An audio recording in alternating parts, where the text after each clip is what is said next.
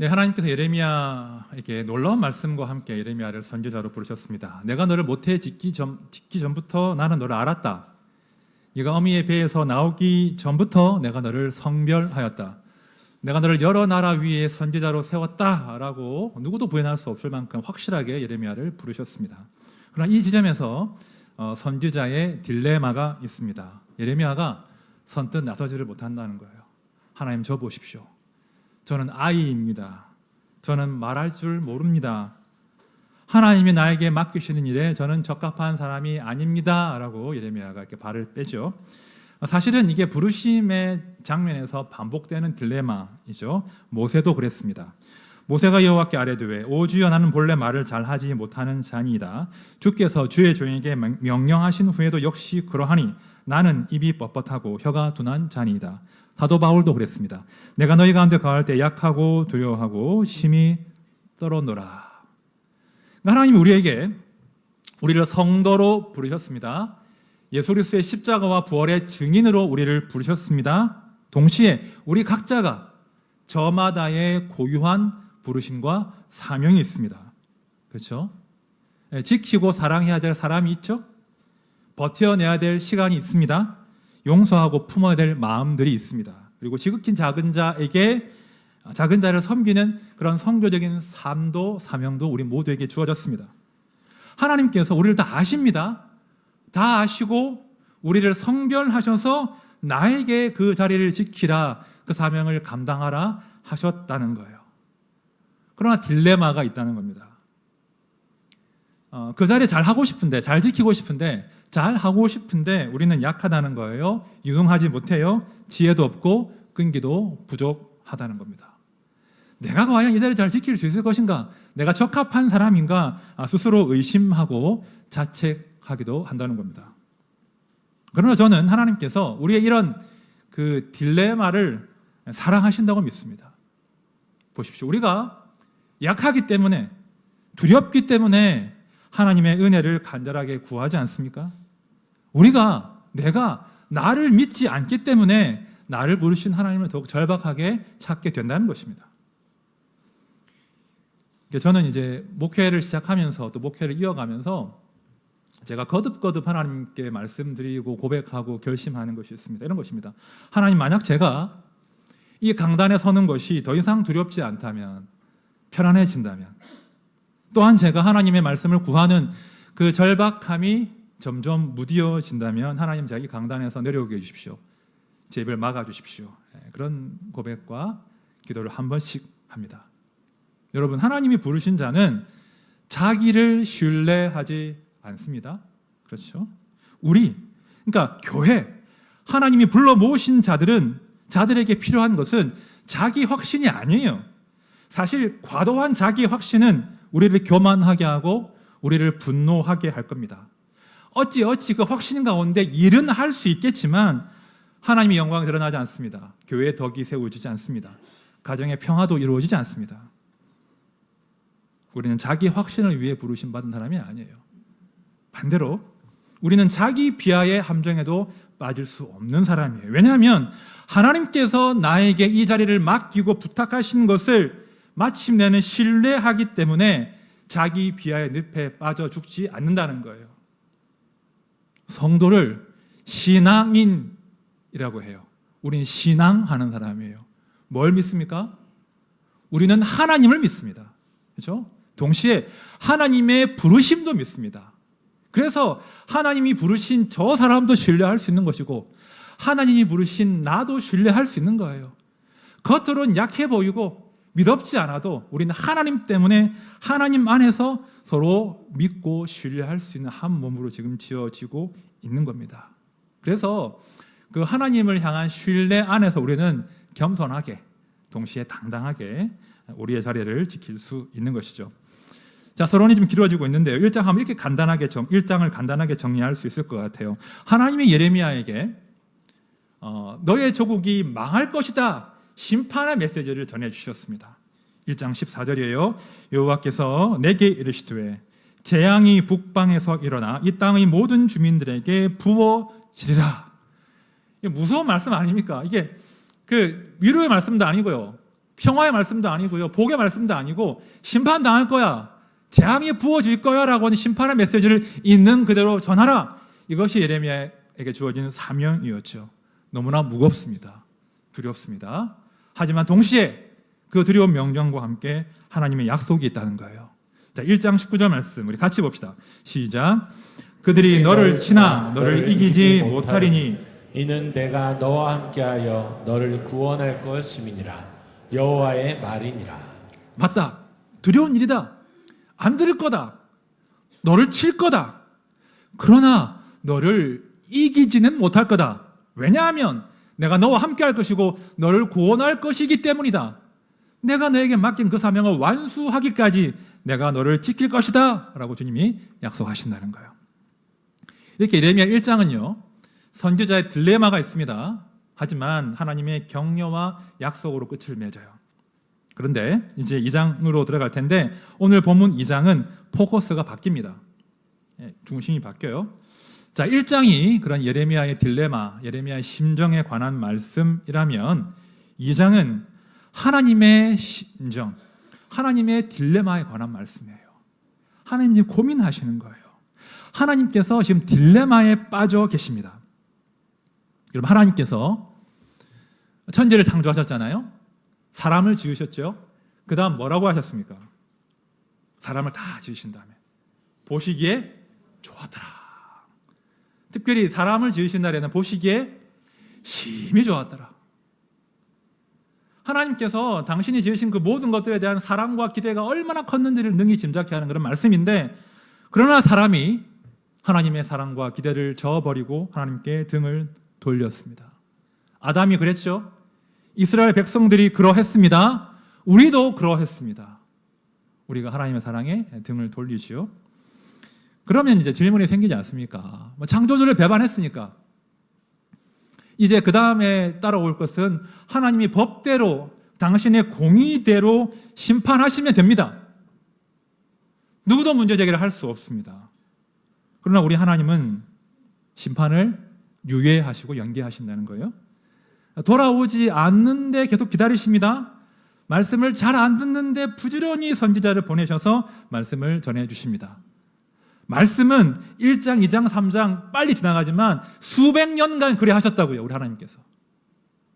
왜 그렇게 하십니까? 왜 그렇게 하실까요?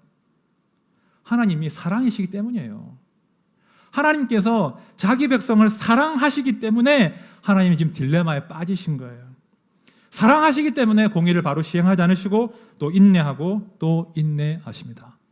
오늘 말씀 가운데 한번 그 하나님의 딜레마, 우리를 사랑하시기 때문에 감내하셔야 하는 하나님의 심정을 한번 살펴보자는 것입니다.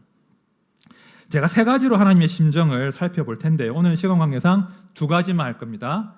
나머지 세 번째는 제가 다음 주에 다루도록 하겠습니다. 자, 먼저 1절과 2절 상반절 말씀을 제가 다시 읽을게요. 여호와의 말씀이 내게 임하니라. 이르시되 가서 예루살렘의 귀에 외칠지니라. 이렇게 말씀하십니다. 자, 여러분, 귀에 외칠지니라 이 무슨 말이겠습니까? 이게 어떤 심정이 포함되어 있겠습니까? 얼마나 안 들었으면 귀에다 대고 막 말씀하라 하시겠냐고요. 그죠? 하나님의 심정, 제발 좀 들어라. 듣지 않는 백성들을 어찌할꼬? 라고 하는 하나님의 심정이 이 마음, 이 말씀 가운데 담겨 있다는 거예요. 여러분, 구약의 역사를 보면요, 듣지 않음의 역사예요. 이스라엘 백성들이 듣지 않는 것이 그들의 재앙의 시작이었고 재앙의 핵심이었습니다. 그들이 왜 듣지 않았을까요? 왜 안 들었을까요? 자명하죠. 첫 번째, 듣기 싫으니까. 내가 듣고 싶은 말이 아니니까. 내가 굳이 하나님의 이야기를 들어야 될 필요가 없다고 생각하니까. 내가 옳다고, 내가 충분히 지혜롭다고 생각하니까, 내 마음대로 하고 싶으니까 말씀 안 듣는 거예요. 귀를 막은 겁니다. 둘째로, 왜 안 들었는가? 말씀이 어렵거든요. 우리 하나님의 말씀은 우리에게 거룩한 삶을 요청하신다는 거예요. 다른 우상과는 달리. 그러니까 듣기 싫은 거예요. 그래서 말씀은 듣지 않고 그냥 하나님은 복과 번영을 약속하시는 분 정도로 전락시킨 것입니다. 그러니까 단적으로 말하면 하나님을 내 번영과 행복을 위한 들러리, 도구, 우상으로 만든 것입니다. 여러분 유념해서 들으십시오. 하나님 말씀을 깊이 듣지 않으면서 하나님의 복을 요청하기만 하는 것, 그것이야말로 하나님을 모독하는, 하나님을 우상으로 삼는 신성 모독이 되는 것입니다. 성도는 하나님 말씀을 듣는 자로 여기 모여 있습니다. 그렇죠? 내가 듣고 싶은 말씀을 듣기 위해서 모인 것이 아니에요. 주께서 하시는 말씀, 때로 불편하고 내 양심을 아프게 하고 듣기 싫어도 그 말씀으로 내 영혼을 교정하고 그 말씀을 내 영혼의 양식으로 삼겠다라고 해서 이제 모여 있는 것이죠. 우리가, 성도가 이 듣는 자로서의 정체성, 이 근본적인 정체성을 다시 진지하게 회복하셔야 됩니다. 저는 말씀을 전하는 자로 하나님이 부르셨습니다. 너무 두렵습니다. 너무 두렵습니다. 저희 교단에서 너무 설교로 존경받는 분이 계신데 그분이 그러셨답니다. 본인은 은퇴하기 전까지 매 토요일마다 약을 먹었다고. 주일 말씀 때문에 잠이 오지 않아서 수면제를 먹었다. 그런 말씀을 하셨다는 걸 제가 전해 들었습니다. 너무나 두려운 일입니다. 할 수 있으면 빨리 이 짐을 벗고 싶을 때가 있습니다. 두려운 일이에요. 하지만 동시에 말씀을 전하는 자의 슬픔도 있습니다. 듣지 않거든요. 정말 들으려고 하지 않거든요. 듣지 않으려 하고 자기 말 하기에 바쁜 세대 아닙니까? 그래서 우리 시대가 아픈 거예요. 들어야 할 말 듣지 않고 자기의 말이 홍수를 이루니까 우리 시대가 거칠고 무질서하고 교만하고 파괴적입니다. 사람을 살리지 않고 죽이는 말이 가득하죠. 여러분 기억하십시오. 하나님 말씀의 능력이 있어요. 말씀에 사람을 살리는 생명력이 있어요. 말씀만이 이 시대를 일으킬 수 있는 능력이 있다고요.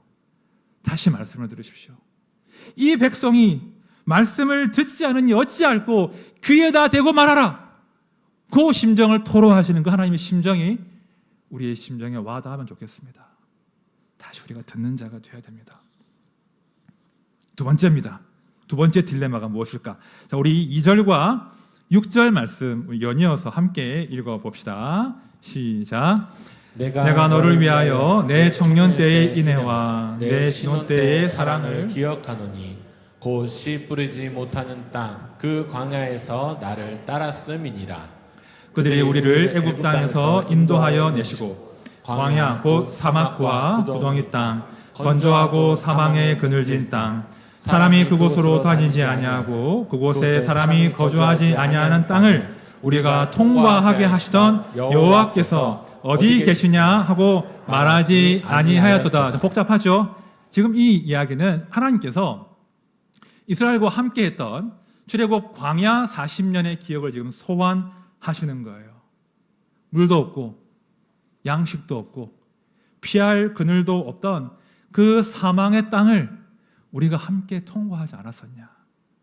그때 너가 나만 따라다니지 않았었냐? 그 광야에서, 그 죽음의 땅에서, 그 물 없는 곳에서 내가 너를 어떻게 사랑하고 돌보고 참고 인내했는지 너희가 이제 망각한 것이냐? 라고 지금 하나님께서 자기 심정을 토로하신다는 거예요. 하나님의 심정이 무엇입니까? 너희가 어찌 나를 더 이상 기억하지 못하고 나를 찾지 않으니 어떻게 된 것이냐? 하나님의 심정을 토로하십니다. 이스라엘 백성들이 하나님을 망각했습니다. 여러분 왜 이스라엘에게 광야 40년이 굉장한 이제 역사적인 이정표가 될 텐데 왜 이들이 그 하나님을 잊어버렸겠습니까? 그 광야 하나님을 잊고 살았을까요? 왜 그랬을까요? 자, 7절 상반절에 그 단서가 나와요. 제가 볼게요. 내가 너희를 기름진 땅에 인도하여 그것의 열매와 그것의 아름다운 것을 먹게 하였거늘 이라고 되어 있습니다. 잘 보십시오. 왜 하나님을 망각했는가? 배 부르고 등 따시게 되니까 망각하는 거예요. 다른 거 아닙니다. 하나님이 도와주지 않으셔도 하나님이 함께 하시지 않으셔도 그럭저럭 내가 하루를 살 수 있을 것 같다라고 믿기 시작하는 순간 우리는 하나님을 망각하기 시작한다는 거예요. 여러분, 사람은요 기본적으로 망각의 존재예요. 특별히 내가 받은 은혜와 사랑을 잊어버리는 존재가 사람입니다. 그래서 이제 오죽하면 머리 검은 짐승은 거두는 거 아니다 이런 말이 있거든요. 처음 들어보셨습니까? 이창섭 목사님이 즐겨 하시던 말씀이었는데 머리 검은 짐승은 거두는 거 아니다 라고 하십니다. 그 아이들 우리가 키울 때 보십시오. 아이들이 얼마나 우리 아이들 앉아있지만 배은 망덕합니까? 하나님의 부모님들 은혜를 정말 빨리 잊어버리는 것 같아요. 그래서 이제 어머님이 정말 죽을 힘을 다해서 아이를 낳지 않습니까? 그리고 죽을 힘을 다해 아이들을 온갖 사랑과 정성으로 키우지 않습니까? 금방 까먹어버립니다. 우리 아버지들은 막 3년, 5년씩 신발 신고 뒷굽이 다 달아도 우리 아이들은 아디다스, 나이키 사주거든요. 그렇지 않습니까? 그죠? 그게 부모님의 사랑인데 나중에 이제 아이들 커서 뭐라는 줄 아십니까? 그렇게 사랑으로 막 하는데 하나 서운하면 뭐라고 하는 줄 아십니까? 엄마 아빠 나한테 해준 게 뭐였냐고. 그리고 자기가 혼자 살만하면 자기 배부르고 등 따시면 까맣게 부모의 공을 은혜를 잊어버립니다. 우리가 그렇다는 거예요. 우리 모습이라는 거예요. 사실 하나님이 이미 염려하시고 경고하신 내용이거든요. 자, 우리 화면을 보시고 신명기 8장 말씀 우리 다 함께 읽어봅시다. 시작. 내가 먹어서 배부르고 아름다운 집을 짓고 거주하게 되며 또 내 소와 양이 번성하며 내 은금이 증식되며 내 소유가 다 풍부하게 될 때에 내 마음이 교만하여 내 하나님 여호와를 잊어버릴까 염려하노라. 네, 광야에서는 많은 게 필요하지 않아요. 마실 물과 음식과 피할 그늘이면 살아요. 광야에서 이스라엘 백성들은 우리 주께서 반석에서 내는 물을 마셨고요. 매일 아침 공급해 주시는 만나와 메추라기로 살았습니다. 매일매일 주를 기억했다고요. 하지만 이제 먹고 살 만하니까 내 집 짓고 농사 짓고 창고에 곡식이 가득하니까 소와 양이 막 번성하고 은금이 풍부하니까 하나님을 잊어버린 지경이 되었다는 것입니다. 이스라엘 백성도 그러하고 우리도 그렇습니다. 물론 우리가 이렇게 예배할 때 종교적인 일을 할 때는 하나님의 이름을 부르지요. 하지만 하루하루 하나님 없이는 버틸 수 없었던 그 시절의 절박한 사랑과 영적인 목마름과 배고픔은 이미 사라진 것이 아닙니까? 오늘 하루 내가 하나님을 기억하지 않고도 오늘 하루 내가 하나님 이름을 부르지 않아도 그럭저럭 살 수 있겠다라고 믿고 그렇게 사는 순간 우리의 삶은 이미 변질되기 시작한 것입니다. 여러분, 망각이야말로 죄가 유입되는 통로예요. 잊지 말아야 할 것을 잊는 순간 우리 영혼의 타락이 전락이 시작된다는 것입니다.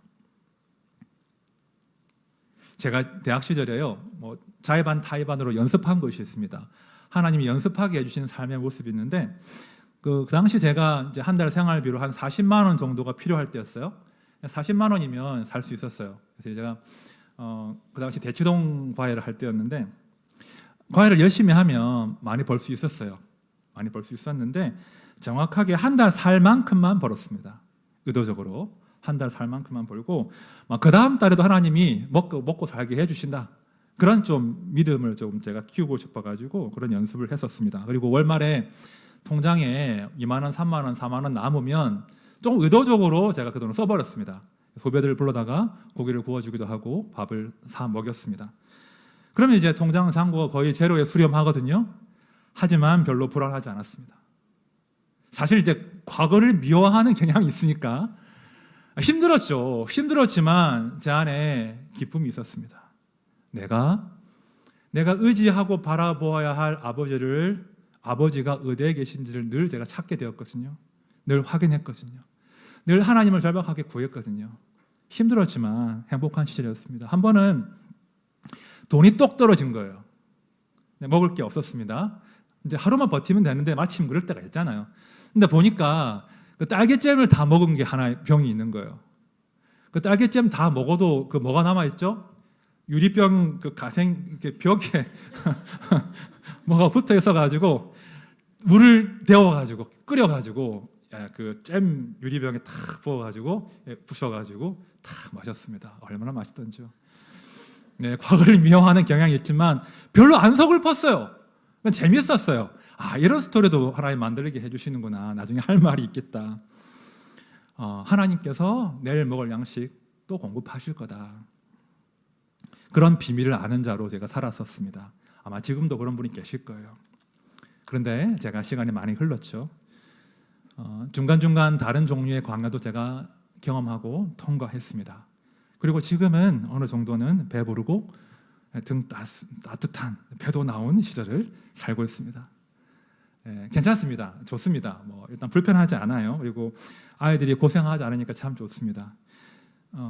제가 다음에 나눌 기회가 있지만 제가 신발과 그 겨울 외투에 대한 아픈 추억이 있거든요. 제가 참 좋은 것이 아이들에게 신발을 사줄 수 있으니 참 좋습니다. 원하는 신발. 참 좋은 것이 아이들이 겨울에 추울 때 외투를 여러 벌 사줄 수 있으니까 참 좋습니다. 그리고 어느 정도 내 삶에 계산이 서니까 그것 또한 참 좋습니다. 그런데 말입니다. 제가 20대 중반에 그렇게 열심히 읽던 예레미야 말씀을 다시 이번에 읽으면서 제가 깨달은 것이 있습니다. 내가 하나님이 없이도 그럭저럭 하루를 버틸 수 있다고, 한 달을 버틸 수 있다고 믿기 시작했구나. 다시요. 내가 하나님이 없이도 하루를 버티고 한 달을 버틸 수 있다고 내가 믿기 시작했구나. 내가 광야에서 만난 그 하나님을 잊어버리기 시작했구나. 이걸 제가 깨달았습니다. 여러분, 망각은 죄가 유입되는 통로라고 했죠. 우리가 잊지 말아야 할 순간, 특별히 광야에서 나를 붙드셨던 그 하나님을 잊어버리는 순간 우리의 영혼은 변질되기 시작한다는 겁니다. 여러분들 광야 시절 절대 잊지 마십시오. 그 광야에서 만나주셨던 그 하나님, 그 광야 시절의 그 사랑과 갈망을, 하나님을 향하는 갈망을 소중하게 간직하십시오. 그리고 혹시 지금이 그 광야라면 힘을 내십시오. 통과하셔야 됩니다. 오직 이 광야에서만 내가 맛볼 수 있는 그 하나님의 친절하신 사랑과 따뜻한 온기와 품을 이 광야에서 맛보셔야 됩니다. 우리가 원망하고 불평하며 광야를 통과할 수도 있겠죠. 하지만 이 광야에서 하나님을 더 깊이 만나면 얼마나 좋겠습니까? 그렇게 광야를 살아내십시오. 내가 사망의 음침한 골짜기로 다닐지라도 해를 두려워하지 않을 것은 주께서 나와 함께 하심이라. 주의 지팡이와 막대기가 나를 안위하시나이다. 이 고백이야말로 우리가 삶에서 광야를 통과한 자만 할 수 있는 소중한 고백일 것입니다. 하나님이 여쭈어 보십니다. 탄식하십니다. 너희가 어찌 나를 잊을 수 있는가? 너희가 어찌 너희를 향한 나의 사랑을 잊을 수 있는가? 라고 말씀하십니다. 부디 그 하나님의 심정이 우리의 마음에 전해지기를 바랍니다. 그리고 매일 주를 찾던 그 영적인 목마름과 배고픔을 회복하시기를 축복드립니다. 이제 오늘 말씀을 정리하겠습니다. 여러분, 우리 인생은 흙입니다. 흙으로 만들어졌습니다. 대단하지 않습니다. 아직도 내 인생이 대단하다고 착각하신다면 빨리 마음 고쳐 먹으십시오. 우린 별로 대단하지 않아요. 우리가 언제 대단하고 존귀해집니까? 오직 하나님의 손 안에, 그분의 은혜 안에 거할 때만 우리는 존귀해지는 것입니다. 오직 하나님께서 우리에게 맡겨주신 그 자리를 복되게 감당할 때 우리의 삶은 가치 있는 것입니다. 그렇기 때문에 우리 하나님께서 다시 여호와께로 돌아오라 하시는 거예요. 헛된 것 따라다니지 말고 나와 함께 존귀한 삶을 살자고 하십니다. 그 존귀한 삶으로 초대하시기 위해서 자기 아들을 아끼지 아니하시고 우리 대신 십자가 위에서 처절한 심판을 받게 하신 것입니다. 여러분, 이 하나님의 값진 사랑을 싸구려처럼 만들지 않으시길 바랍니다. 이 값진 사랑을 소중히 마음에 담으십시오. 그리고 헛된 것에 목숨 걸지 마시고요. 예수를 더욱 사랑하십시오. 그리고 예수 안에서 내가 살아갈 이유와 내가 사랑하고 살아야 될 이유를 발견하십시오. 그리고 예수 안에서 참된 자유 가운데 살아가십시오. 이것이 우리의 행복입니다. 함께한 모두가 이런 복된 삶으로 복된 생을 살아가시는 그런 삶 되시기를 진심으로 축원드립니다. 우리 찬양합시다. 목마른 사슴이라고 하는 오래전부터 많이 교회가 불러왔던 찬양이 있습니다. 이 찬양은 이제 정말 오래된 찬양이에요. 그리고 우리 30년 그 이상 된 찬양 같은데요. 이 찬양을 열심히 부를 때 우리의 형편은 가난했었습니다. 그 당시 우리의 형편은 하나님의 도우심이 절박했던 시기였던 것 같아요. 그래서 교회들마다 예배 시간마다 이 목마른 사슴 정말 많이 불렀었습니다. 정말 절박했거든요. 그럼 요즘 많이 부르지 않습니다. 목마르지 않거든요. 그렇죠? 주님 없이도 살만하다고 믿기 때문인 거예요. 그래서 교회가 위기인 거예요. 그래서 은혜가 없는 거예요. 그래서 교회가 소망이 되지 못하는 거예요. 우리 삶에 힘이 없는 거예요. 다시 우리가 우리의 힘의 근원 되신 주께로 주를 향한 갈망을 회복해야 될 줄로 믿습니다. 우리 찬양할 때 주여 제가 목마른 사슴처럼 다른 무엇이 아니라 주님의 그 생수를 마시며 살고 싶습니다. 생수를 구합니다. 제가 주님을 찾습니다. 구합니다. 함께 찬양합시다.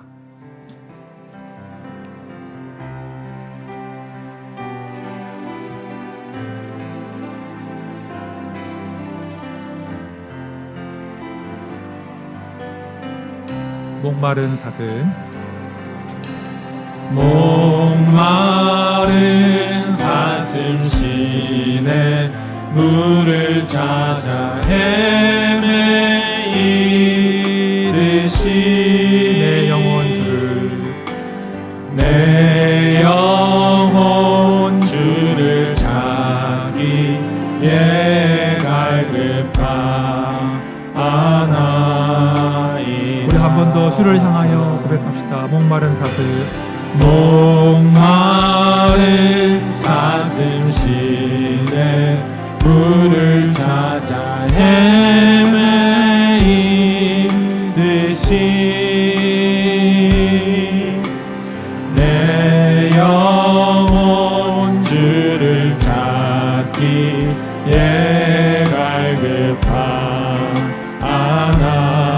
갈급하나이다. 주님만이 나의 주님만이 나의 힘 나의 방패 나의 참 소망 나의 몸 정성 다 바쳐서 주님 경배합니다. 우리 1절 한 번 더 고백합시다. 목마른 사슴 목마른 사슴 시내 물을 찾아 헤매이듯이 내 영혼 주를 찾기에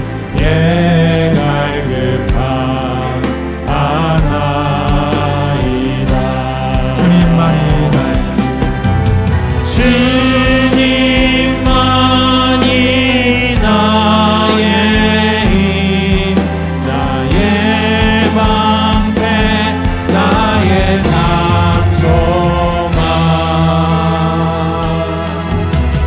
나의 몸 정성 다 바쳐서 주님 경배합니다. 우리 2절 합시다. 금보다 귀한 나의 주님 금보다 귀한 나의 주님 내게 만족 주신 주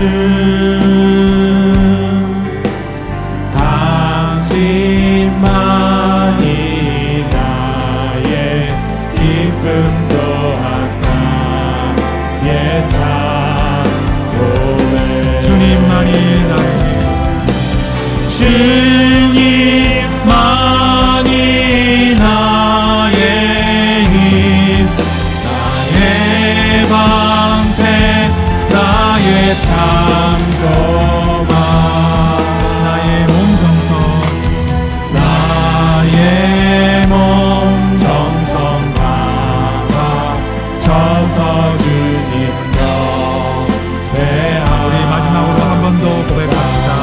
주님만이 나의 힘 주님만이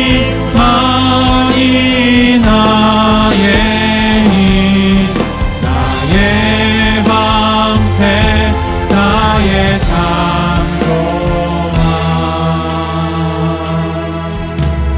나의 몸 정성 다바 쳐서 주님 경배합니다.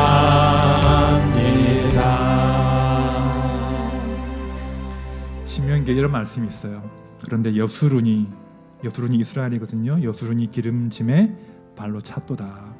네가 살찌고 비대하고 윤택함에 자기를 지으신 하나님을 버리고 자기를 구원하신 반석을 없인 여겼도다. 이런 말씀이 있습니다. 여러분, 이 말씀은 남의 이야기가 아니에요.